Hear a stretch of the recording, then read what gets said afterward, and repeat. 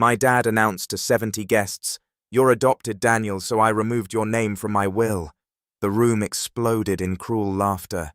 Then I tore my birthday gift envelope to shreds and said calmly, "That was my gift to you." His face went pale. It happened on my father's 65th birthday, right in front of around 70 guests, packed into our family's grand living room.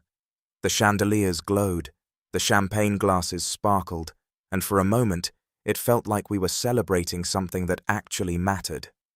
But then, with a smirk curling across his face, my father raised his glass and announced, "You're adopted, Daniel, so I removed your name from my will." The room erupted into laughter. Some of my relatives doubled over, clapping each other on the back, as if this humiliation was part of the entertainment. My younger brother Michael chuckled the loudest. His smug grin pointed directly at me. My sister Emily shook her head with mock pity, leaning closer to whisper something to a cousin, who laughed even harder.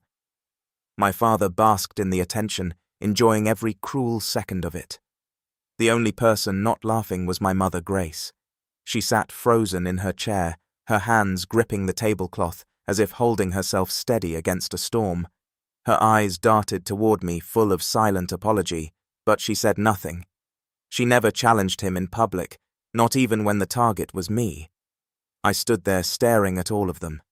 My chest burned, but not with shame. They expected me to shrink, to walk out humiliated. Instead, I walked forward through the laughter, every step deliberate. The room quieted as I reached the long banquet table where the gifts were displayed.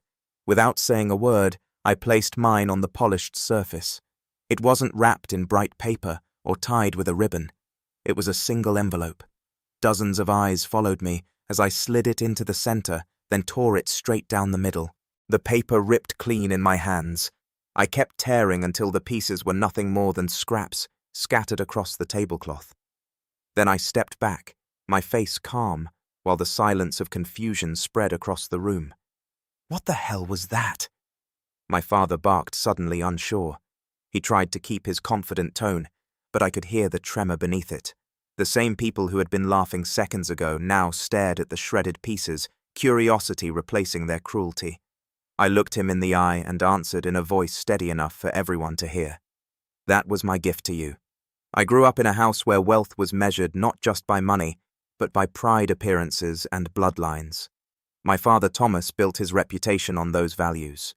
To the outside world, he was a successful businessman, a man who had built his empire with determination and clever deals. To me, he was a man who never let me forget that I was adopted. When I was younger, I tried to ignore the way he treated me compared to my siblings. My brother Michael, 2 years younger than me, carried my father's sharp jawline and confident stride. My sister Emily, older by 3 years, had inherited my father's cunning smile and his way of commanding a room. They were his pride. He loved introducing them at parties, praising their achievements and boasting about their bright futures. With me, things were different. He never introduced me as his son. When he had to, he would emphasize the word adopted as if it were a warning label. At family dinners, he often skipped over my accomplishments, even though I worked harder than Michael and Emily combined. When I received a scholarship for college, he congratulated me with the same dry tone he used when thanking the waiter for refilling his wine glass. My mother Grace was the only anchor I had in that house. She was gentle, soft-spoken, and always tried to shield me from the sharp edges of my father's cruelty. She was not my biological mother either, but she never let me feel like an outsider. She would slip into my room at night when I was younger, sit on the edge of my bed and whisper, "You are mine, Daniel. Blood has nothing to do with it." Those words carried me through years of being overlooked, ridiculed, and treated as though I did not belong. But no matter how strong I tried to be, it still stung to sit at the dinner table and watch my father beam at Michael's careless jokes while barely acknowledging my presence. It cut deep when Emily would win a local debate competition and he would host a toast in her honor. While my own achievements in business school went unnoticed by the time I reached my 30s, I had stopped expecting anything from him. I had built my own career, invested wisely, and made a life for myself without leaning on his wealth or influence. I did not want his money. I only wanted his respect, a sliver of recognition that I was more than just the outsider he enjoyed mocking. When the invitation for his 65th birthday arrived, I almost ignored it. It was written in Emily's polished handwriting, embossed with gold letters, and dripping with the kind of extravagance that had always defined our family gatherings. The party was to be held at the family estate, a mansion that stood as Thomas's monument to his success. The guest list included extended family, old friends, and business partners. It was not just a birthday party, it was a performance. I hesitated, but Grace called me personally. "Please come, Daniel," she said softly. "It would mean the world to me to have you there. Your father, well, he is set in his ways, but you are still his son, no matter what he says. Just be there for me." Her voice carried a weight I could not ignore. She had been my protector for as long as I could remember, and if she asked this of me, I would go. I promised myself I would stay calm no matter what my father threw at me. On the day of the party, I arrived early. The house glowed with chandeliers. Waiters in crisp uniforms glided across the floor with trays of champagne, and laughter already filled the rooms. I walked past portraits of Thomas, oil paintings of him shaking hands with politicians, posing in front of his first company, and smiling with Michael and Emily at milestones.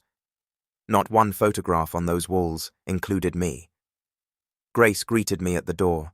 She hugged me tightly, her perfume carrying the familiar scent of lavender. "You look handsome," she said with pride, adjusting my tie as if I were still a boy. Behind her, I could see Thomas speaking with Michael near the bar. His booming laugh filled the room. Emily stood close by, sipping champagne, her sharp eyes scanning the guests like a hawk searching for prey. Grace whispered, "Promise me, Daniel, that you will not let him get under your skin tonight. Just smile, nod, and let the evening pass." For me, I nodded, though a part of me knew that no matter how much I tried to avoid it, my father would find a way to make me the target of his cruelty. That was the role he had written for me in this family drama, and he played his part with relish. As the evening went on, I mingled, politely exchanged handshakes, and listened to the hollow compliments of relatives who barely knew me. The air smelled of expensive wine and roasted lamb, but beneath the surface it reeked of something else, power control, and the constant reminder that this was Thomas' stage, and we were all there to applaud him. I carried a small envelope in my pocket, my gift for my father.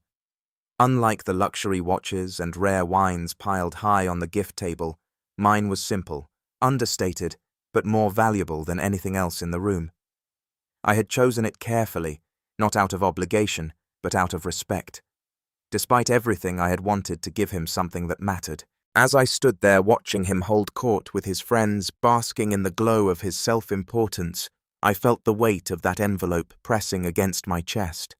I did not know then how quickly everything would change, or how that simple piece of paper would bring his empire of arrogance crashing down in front of everyone he sought to impress.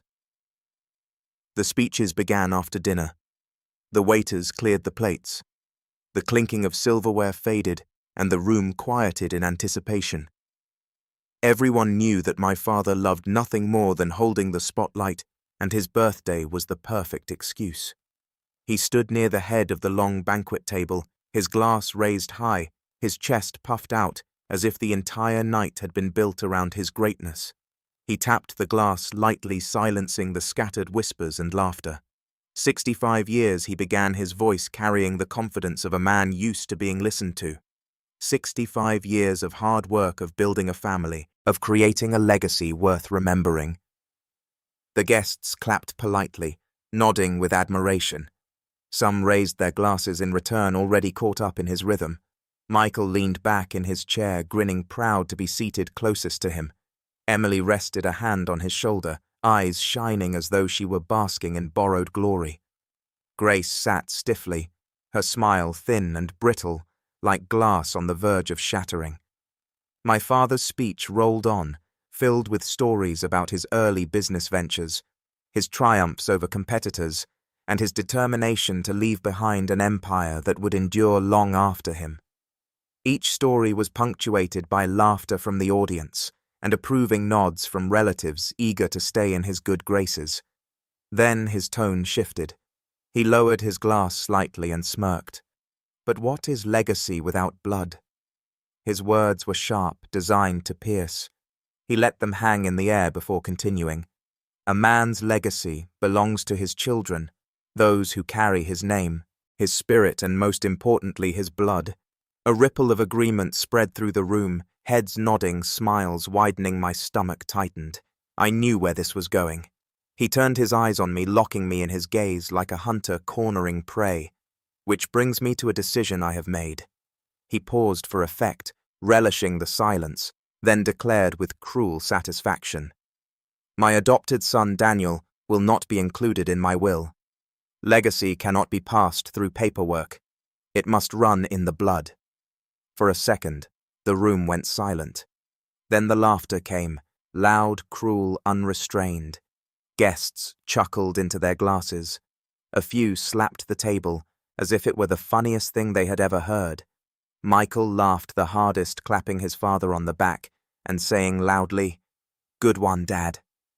"About time you made it clear." Emily smirked and shook her head, as though she had always expected this outcome. Heat rushed to my face, but not from shame. It was anger, hot and steady, burning through me. I watched them laugh at me, laugh at the life I had lived in this family, laugh at the years I had tried to prove myself. My fists clenched under the table, but I refused to give them what they wanted. They wanted me humiliated. They wanted me broken. Grace did not laugh. She sat frozen, her hand gripping the stem of her wineglass so tightly I thought it might snap. Her eyes filled with tears, but she kept them down, refusing to let them spill in front of the crowd. She glanced at me, her expression a mix of sorrow and apology, silently begging me not to react in anger. Inside, a storm raged. Every insult, every dismissal, every time my father had introduced me as the adopted one instead of his son, crashed through my mind. This was his final act, his public declaration that I did not belong and he wanted the world to celebrate it. The laughter continued, echoing off the high ceilings, filling the ornate room with cruelty. Some guests looked uncomfortable, but laughed anyway, unwilling to stand against Thomas' authority. I caught the eye of an old family friend, a man who had known me since I was a boy. He looked away quickly, ashamed to be caught enjoying the spectacle. I could have walked out. That would have been the easiest choice. Leave them to their celebration of blood and wealth. Let them believe they had pushed me aside for good. But something inside me hardened. I would not leave quietly. Not tonight. I pushed my chair back and stood. The laughter faltered as I walked toward the long banquet table where the gifts were piled high. My footsteps echoed in the sudden hush. Conversations died mid-sentence. Even Michael stopped laughing, his grin slipping as he watched me. My father raised his chin, trying to look unbothered, but I saw the flicker of uncertainty in his eyes. "And where do you think you're going?" He called out, his voice still mocking, but thinner now, strained under the weight of the silence pressing down on the room. I ignored him. My focus was on the small envelope in my hand, the gift I had brought for him. It was plain, unadorned, but it carried more value than any of the extravagant presents stacked on the table. I set it down carefully in the center, the sound of paper against wood, unnaturally loud in the stillness. Dozens of eyes followed me as I straightened. Without a word, I took the envelope, held it up high so everyone could see it, and then tore it cleanly down the middle. Gasps rose from the crowd. I kept tearing, splitting the paper into smaller and smaller pieces, letting them fall like snow across the polished surface of the table. When I finished, I let the scraps scatter from my hands and turned back to face my father. The laughter was gone now, replaced by whispers of confusion. Thomas' smirk had vanished. His jaw tightened, his eyes narrowing as he tried to understand what I had just destroyed. "What was that?" he demanded, his voice sharp-edged with the first signs of fear. "What the hell did you just tear up in front of everyone?"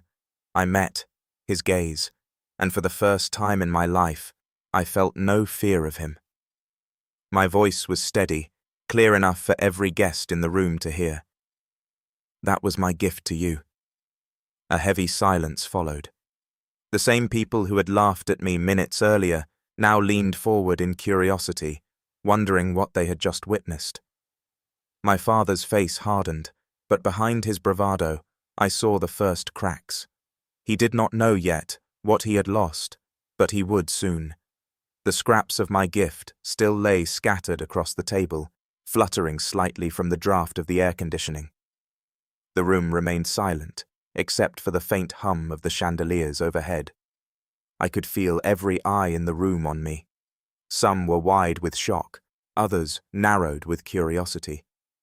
The laughter that had filled the house moments earlier had died completely, leaving behind a heavy weight pressing down on everyone. My father broke the silence first. "Daniel," he said slowly, his voice dropping lower, "what did you just do?" His expression was no longer smug. His forehead furrowed, his lips pressed into a thin line, and for the first time that evening, he looked uncertain. I stood tall, letting him stew in the discomfort. "I gave you my gift," I answered calmly, "and I made sure you could never keep it." A murmur rippled through the guests. Heads turned, whispers filled the edges of the room. People shifted in their chairs, their curiosity sharp, hungry to know what I had meant. Michael leaned forward, scoffing loudly to cover his unease. "Oh, please," he sneered. "What could you possibly give that would matter here? Dad doesn't need anything from you. This is just another one of your little attention grabs." Emily smirked, tilting her head with that same superior glare she had mastered since childhood. Pathetic, really. Even at his birthday, you still make it about yourself. I ignored them both. They had always played their roles as my father's loyal shadows, echoing his cruelty and basking in the approval it brought them. My words weren't for them.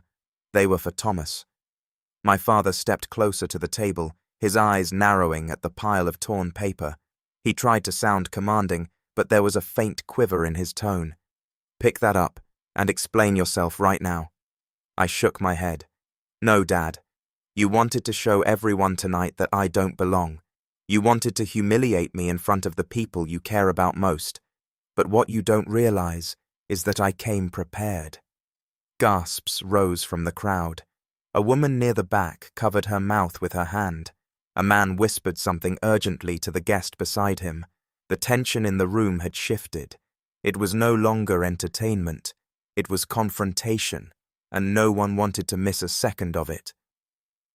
Grace's eyes brimmed with tears as she looked at me. She reached a trembling hand toward me, as if she wanted to stop me, but she didn't speak. She had spent years keeping peace, but in this moment she understood something had changed.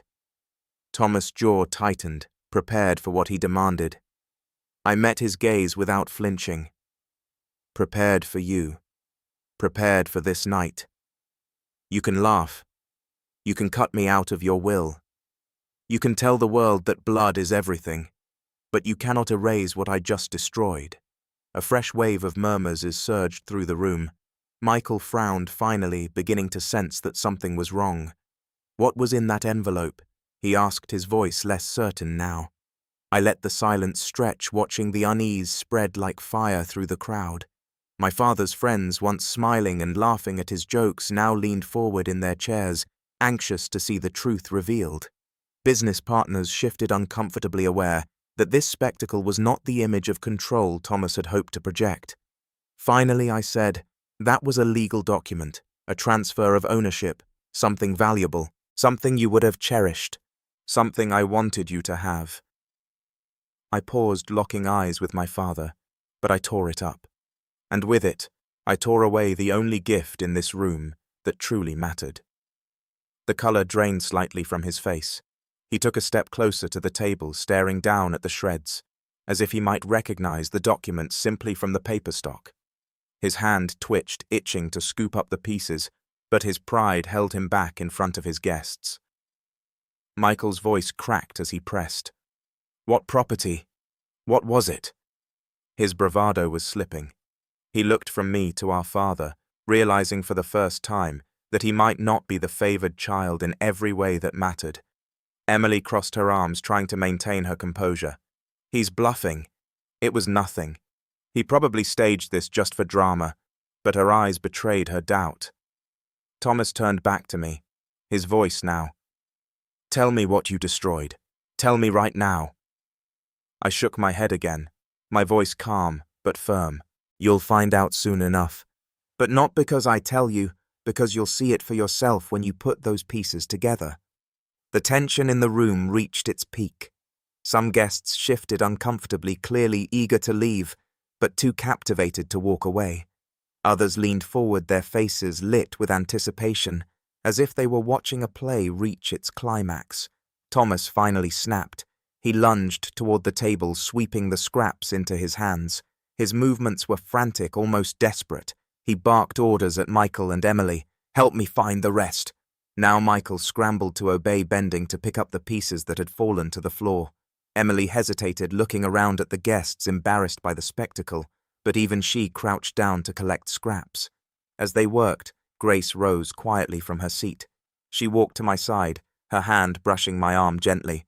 Her whisper was barely audible, but I heard it as clearly as if she had shouted, "You are not the weak one here. You never were." I felt a steady strength rise in me. For years I had been treated as the outsider, the unworthy son. But now, in front of everyone, the balance of power was shifting. My father was no longer the man in control. He was the one scrambling, desperate to piece together what I had torn apart. The guests watched in stunned silence as the mighty Thomas, the man who had spent his life commanding respect, bent over a pile of torn paper, his hands shaking as he tried to tape it back together.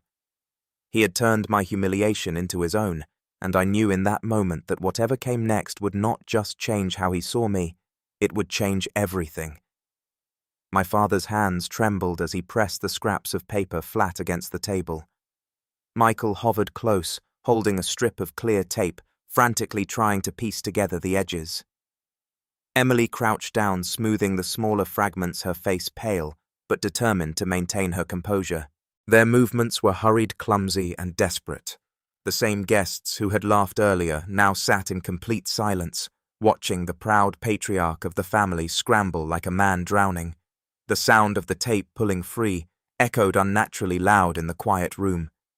My father's face glistened with sweat, his jaw tight, his lips moving in muttered curses as he tried to force the torn pieces back into order. His reputation, his authority, his very image of control, all of it was unraveling before the people whose respect he demanded most. Finally, the words began to form again. The jagged strips of paper lined up, revealing black ink on official letterhead. Guests craned their necks, murmuring as they realized what he was holding. My father stopped taping, his eyes scanning the partial sentences, his breath catching as the truth became clear. The document was a deed transfer, signed, notarized, and legally binding. It had given him ownership of one of my most valuable properties, a commercial building in the heart of the city, worth $12 million.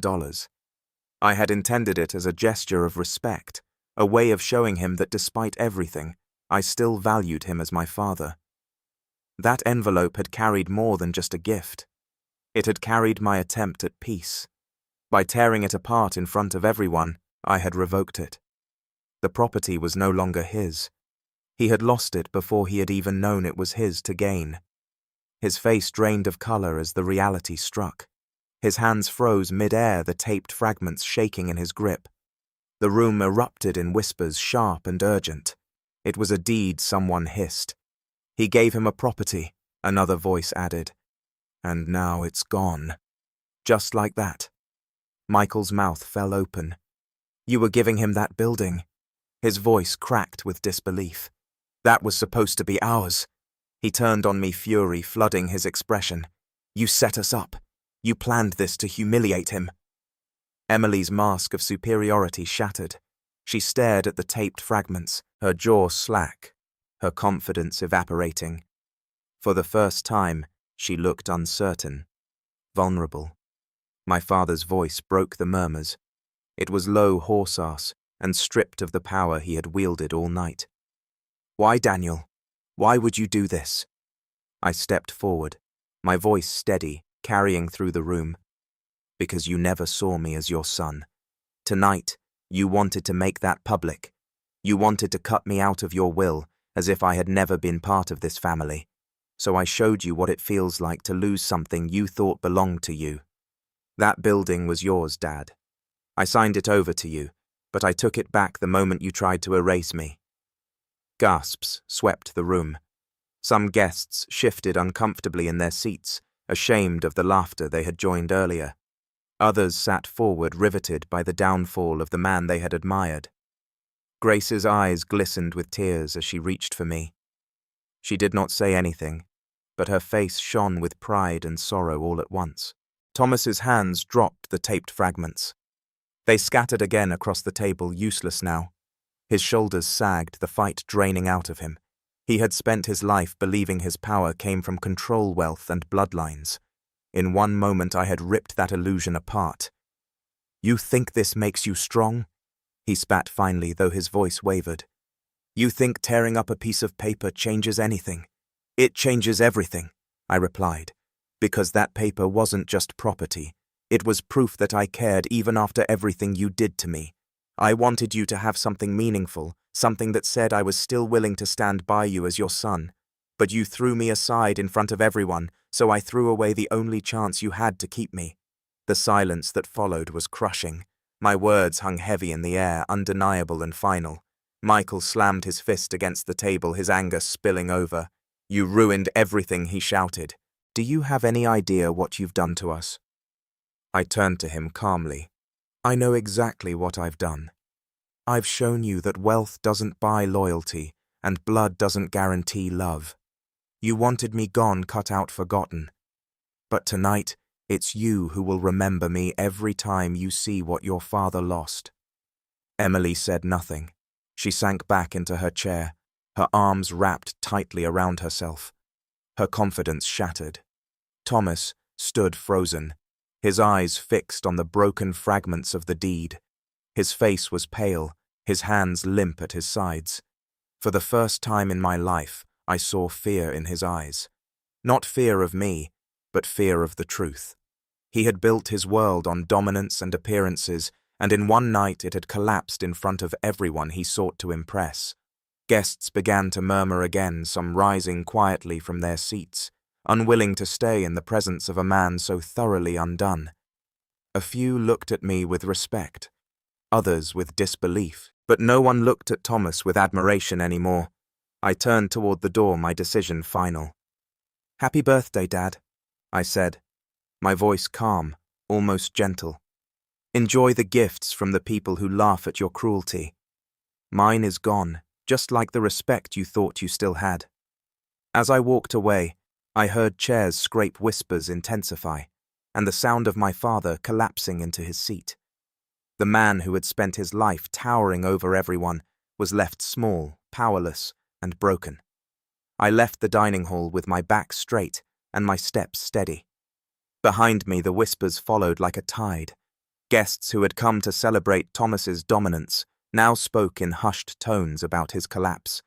The man who had laughed at me, who had treated me as a shadow in his own house, had been left pale and shaking in front of his entire world. I did not look back. For the first time in my life, I did not need his reaction to validate my actions. In the foyer, the golden lights of the chandeliers reflected off polished marble.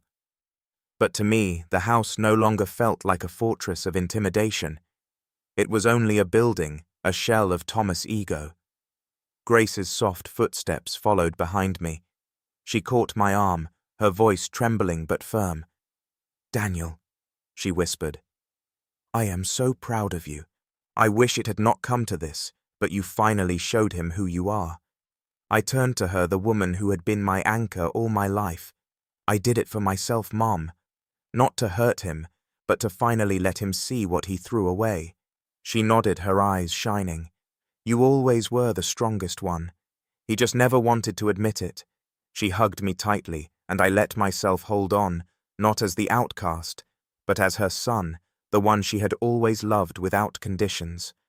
When I walked out into the night, the cool air hit my face like freedom. The estate behind me still glowed with lights, but inside the party was already falling apart. I knew the stories would spread. The guests would not remember the food or the expensive wine. They would remember Thomas scrambling over scraps of paper, his pride torn apart as easily as the deed itself. In the days that followed, the phone calls began. Some relatives reached out, their voices dripping with false sympathy. "Daniel, you shouldn't have done that in front of everyone," one aunt said, as though my father's public humiliation of me had been acceptable. But my response had not. I ended those calls quickly. I no longer needed approval from people who had joined in the laughter. Others called with respect, voices low, almost reverent. "You did what no one else could," one of my father's old business partners told me. "You stood up to him. You made him human." They admired the strength I had shown, though I knew admiration was never my goal. I had wanted peace, but if peace was impossible, then truth would have to be enough. Michael avoided me completely. I heard from distant relatives that he had been raging ever since, furious that I had cost him and Emily what he believed was rightfully theirs. To him, the deed represented not just wealth, but status, another inheritance stolen by the brother he never considered equal. Emily, on the other hand, sent a single message. It read, "You made your point. Don't come back here again." I smiled when I read it. I had no intention of returning. My father never called. Weeks passed, then months, and not a word came from him. I knew his pride would not allow him to admit what he had lost. He had built his life on control, and I had shattered that illusion in front of the only audience he cared about. He would rather stew in silence than face me again. But Grace visited me quietly one afternoon. She brought a basket of fresh bread she had baked herself the same way she used to when I was a boy.